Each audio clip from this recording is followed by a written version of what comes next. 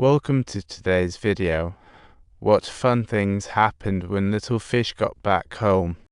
Little Fish straightforwardly said, "Let me take you outside. I've already called the priest." After hearing Little Fish's words, the priest confidently said, "It's all the puppet named Annabelle's fault." This scared Little Fish. Her daughter meant more than life. Luckily, the priest reassured her. Actually, the soul needs to be actively sacrificed to the evil spirit to let the little one go. Clearly, babies aren't the sacrificer types. To comfort Little Fish, the priest decided to take the puppet back to the church, perhaps in a holy place. Its evil power could be suppressed. But little did the priest realize from the moment he returned to the church door that fate had silently taken a turn, and the next morning the nuns were lurking outside the ward, and her expression seemed to see through everything, silently guarding the priest. The priest finally woke up slowly, and his first question was, "Where's the puppet?" This left Little Fish baffled. Wasn't the puppet taken by the priest himself? Little did they know, what the priest said left Little Fish stunned. He said he had seen the evil spirit Little Fish mentioned. She had an intense desire to take over Little Fish's daughter's body. Or no, could Little Fish sacrifice herself? This gave Little Fish a chill, so she immediately called Little Fish, telling her to bring her daughter down immediately. But all Little Fish heard was a loud static noise. She couldn't hear a thing. Just then, there was a frantic knocking at the door, and it was actually the priest's silhouette. "Father, Father, my deity is holy. I'm your very soul." Who could it be? Little Fish immediately realized that something wasn't quite right. She decided she had to leave immediately, but how could Little Fish abandon her daughter? She rushed into the baby room, but her daughter was nowhere to be found, and this scared Little Fish. Little Fish kept urging her to leave quickly because she was aware that Little Fish had no real control over the baby and would merely exploit the baby to manipulate their mother. Just then, a pencil rolled out of the baby room, and Little Fish calmly walked over. She found the ceiling covered with "Sacrifice your soul," and the priest was actually sleeping in the crib. Little Fish immediately broke down and started frantically throwing the puppet onto the crib. With a boom, the bathroom door abruptly flashed her daughter's presence.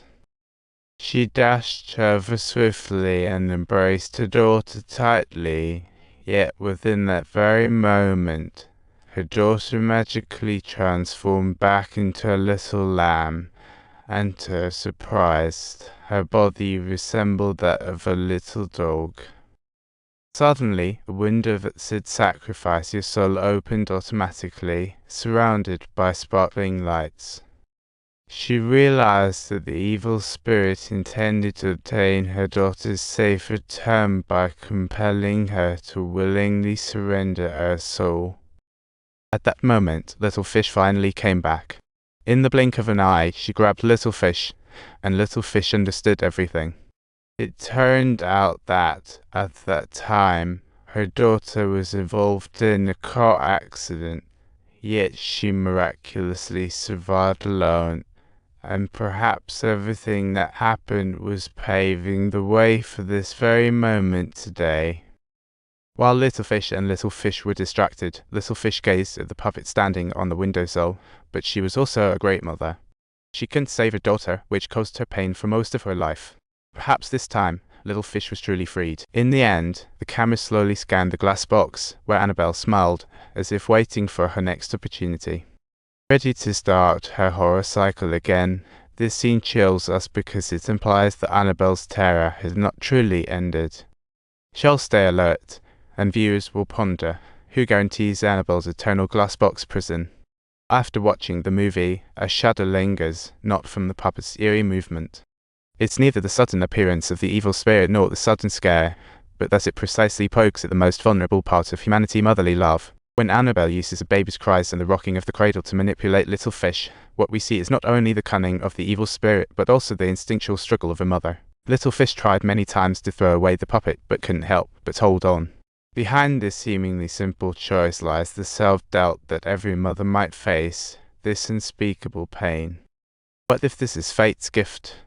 What if discarding it would make things worse? Such lucky avoidance of the unknown became a break for evil spirits' invasion. And Little Fish's sacrifice reveals another cruel truth. When motherly love becomes an unfinished regret, it becomes the sharpest weapon in the hands of the evil spirit.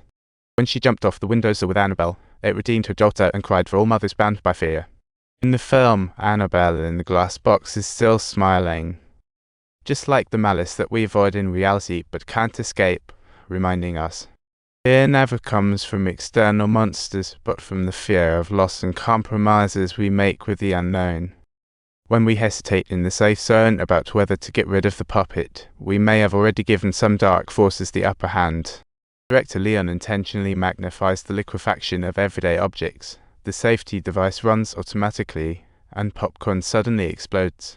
Objects meant to represent everyday life have turned into tools of murder under the control of evil spirits. In the film, the real horror is not an unknown monster, but the things you touch every day turning against you. This collapse of familiarity precisely